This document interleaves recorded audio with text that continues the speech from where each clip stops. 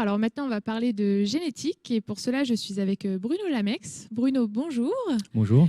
Vous êtes responsable marketing et commercial à Oriva Élevage. C'est ça. Et vous êtes venu aujourd'hui pour obtenir votre récompense InnovSpace pour Euroval. Exactement. Alors Euroval, donc, ce sont des indicateurs destinés au croisement de taureaux viande sur vaches laitières. C'est ça, ouais. Alors, qu'est-ce que c'est concrètement en fait ? Alors, en fait, Euroval, ça regroupe une série d'indicateurs génétiques qui sont là en fait pour orienter justement les choix génétiques des éleveurs laitiers dans leur choix de taureaux viande pour le croisement sur vaches laitières. Puisque donc c'est une activité qui se développe beaucoup depuis quelques années. Donc les éleveurs laitiers croisent de plus en plus suite au développement des semences sexées en race pure. Et donc on avait pour préoccupation à Oriva d'accompagner ces éleveurs dans ces démarches de croisement et de leur proposer des nouveaux outils d'aide à la décision pour orienter leur choix génétique. Donc il y a 5 critères, c'est ça ? C'est ça en fait. Donc Euroval, en fait, c'est une innovation qui s'appuie notamment sur des nouveaux critères qui n'étaient pas évalués jusque-là. Donc on a des critères autour de la durée de gestation, la fertilité ou la fécondité des semences des taureaux de croisement, et puis la viabilité, la vitalité des veaux dans leurs premiers jours. Donc ça, c'est les 3 premiers groupes de critères. Et puis ensuite, on a 2 autres critères donc, qui, eux, sont évalués en euros. Donc des critères, un premier critère qui fait la synthèse de tout ce qui est autour de la naissance, donc avec un indicateur qu'on appelle Euroness. Et puis un autre indicateur donc, qui fait la synthèse de tout ce qui est valorisation des veaux à 3 semaines, donc qui s'appelle Euroval 3S, et qui est là pour illustrer en fait la plus-value apportée par les taureaux de croisement en termes de conformation des veaux et de poids des veaux à 3 semaines. D'accord. Donc en fait, c'est pas un logiciel, c'est bien des indicateurs qui sont affichés sur les fiches de taureaux, en fait, c'est ça hein ? Exactement. En fait, Euroval, c'est pas un logiciel, ce sont des outils, donc c'est des indicateurs génétiques, mais qui après, effectivement, demain pourront être amenés à être intégrés dans des logiciels d'accouplement, dans des outils, dans tous les outils digitaux d'aide à la décision des éleveurs. Donc c'est plutôt à destination des éleveurs ou des techniciens qui utilisent ces indicateurs ? En fait, les deux.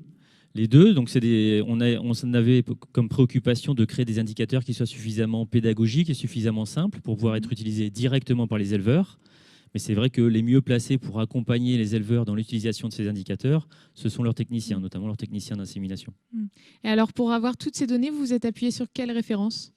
Alors en fait, ce travail il a été mené conjointement avec notamment notre réseau de coopératives adhérentes et partenaires.